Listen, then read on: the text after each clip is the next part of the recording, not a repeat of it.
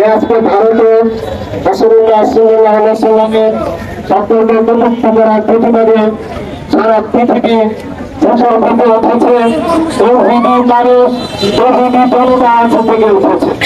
ইসলামের শত্রুরা হুঁশিয়ার সাবধান, ইসলামের শত্রুরা হুঁশিয়ার সাবধান। সংগ্রামী জনতা, এই পর্যায়ে আপনাদের সম্পর্কে আলোচনা নিয়ে আসছেন বিশিষ্ট ইসলামী চিন্তাবিদ, দ্বিতীয় ফাজিল ডিগ্রি মাদ্রাসার সম্মানিত অধ্যক্ষ জনাব মফিদুল ইসলাম। আমি ওনাকে এবার মূল্যবান কথা রাখার জন্য জানাচ্ছি।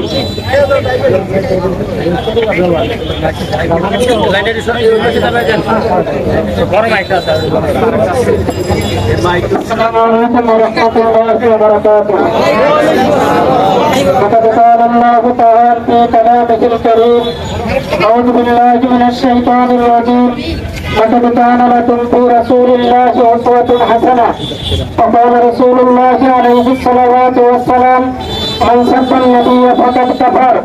প্রিয় তৌহিদি জনতা, আমরা সম্যকভাবে অবগত আছি আল্লাহর হাবিব সাল্লাল্লাহু আলাইহি ওয়াসাল্লাম যিনি রাহমাতুল লিল আলামিন, আল্লাহর হাবিব সাল্লাল্লাহু আলাইহি ওয়াসাল্লামের জীবন ও জিন্দেগি নিয়ে আমেরিকার হার্ভার্ড ইউনিভার্সিটি থেকে আরম্ভ করে বিশ্বের ঢাকা ইউনিভার্সিটিগুলি নবীর আদর্শ নিয়ে থিসিসের গবেষণা করেছে।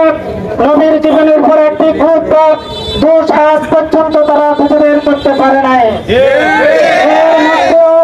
আমাদের পার্শ্ববর্তী ব্রাহ্মণ্যবাদী রাষ্ট্র শ্রী শ্রী সঙ্গনাথ থেকে শুরু করে এ পর্যন্ত নবীর চরিত্রের উপর কালিমা নিয়ে বিভিন্ন প্রবন্ধ রচনা করে নবীর উপর অপমানজনক বক্তব্য বিবৃতি দ্বারা দিয়েছে। আজকে তৌহিদি জনতা রক্তে আগুন ধরেছে। আমরা এর নিন্দা জানাই। অনতি বিলম্বে যদি এই বক্তব্য প্রত্যাহার না করা হয়, বাংলার তৌহিদি জনতা ভারতের এম্বাসি অবরোধ করতে বাধ্য হবে। আমরা সমবেত কণ্ঠে ঘোষণা করি, রাসূলের অপমান সইবে না আর মুসলমান। রাসূলের অপমানে যদি তোমার অন্তরে বিপদ না হয়, তাহলে তোমার অন্তরে কি শিখা নাই? রাসূলের উম্মত হিসেবে আমরা দায়িত্বহীন কণ্ঠে ঘোষণা করি,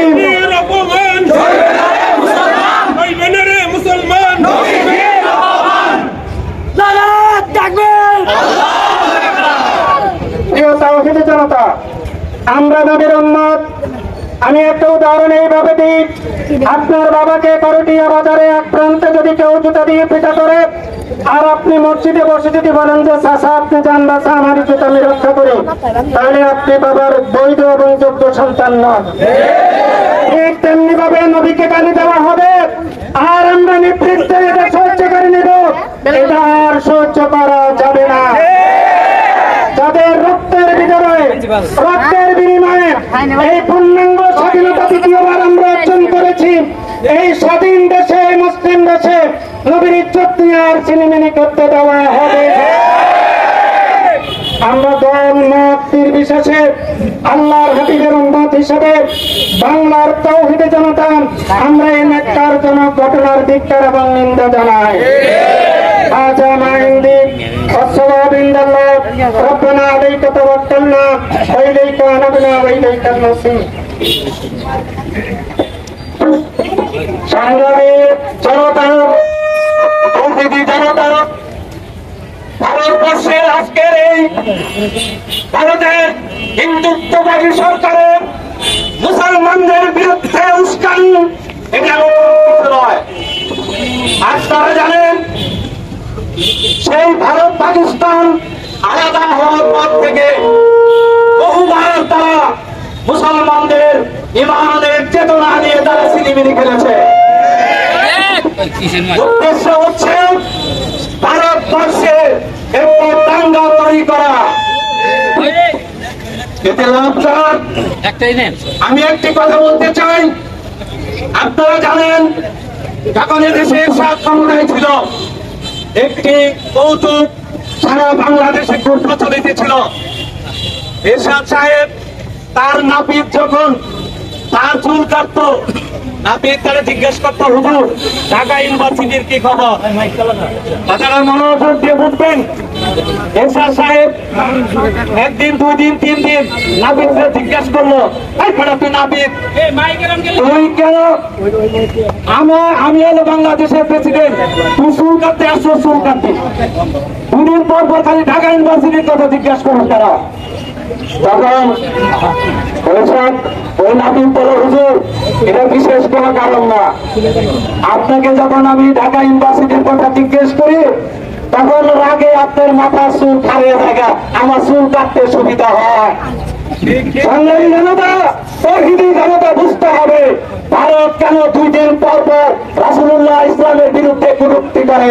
কারণ ভারতের ধর্ম নিরপেক্ষতাবাদ একটা অসাধারণ মতবাদ, তারা দেশের রাজনীতির মাধ্যমে তারা শাসন করতে পারবে না।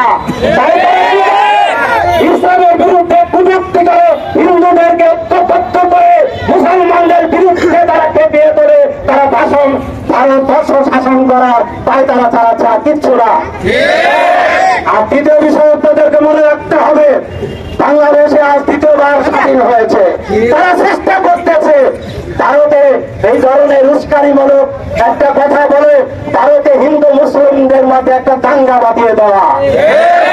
আপনারা সাবধান থাকবেন, সারা ভারতে যদি সমস্ত মুসলমানদেরকে হত্যাও করা হয়, এদেশের প্রতিটি হিন্দু নিরাপদ। এটাই ইসলাম, এটাই বিউটি অফ ইসলাম। তাই আপনাদেরকে মনে রাখতে হবে, উস্কানিমূলক কথা বলা যাবে না। আমি এ পর্যায়ে আপনাদেরকে উদাত্ত আহ্বান করতে চাই, আজকে সারা ভারতের মুসলমানরাও জানে, হিন্দুরাও জানে যে আসলে রাসূল সাল্লাল্লাহু আলাইহি ওয়াসাল্লামের চরিত্র পবিত্র, ইসলাম নিয়ে কোনো ধরনের সমালোচনা নাই। সারা পৃথিবীতে একমাত্র মতবাদ হচ্ছে ইসলাম। আগামী দিনে শুধু বাংলাদেশ নয়, সমস্ত পৃথিবীর মতাদর্শ হচ্ছে ইসলাম। আগামী দিনের ভারত হচ্ছে ইসলামের ভারত। আজকে আমি মনে করি পৃথিবী যা কিছু করছে ইসলামের পক্ষে সেগুলো যাবে, এখন আমাদের ঐক্যবদ্ধ হতে হবে।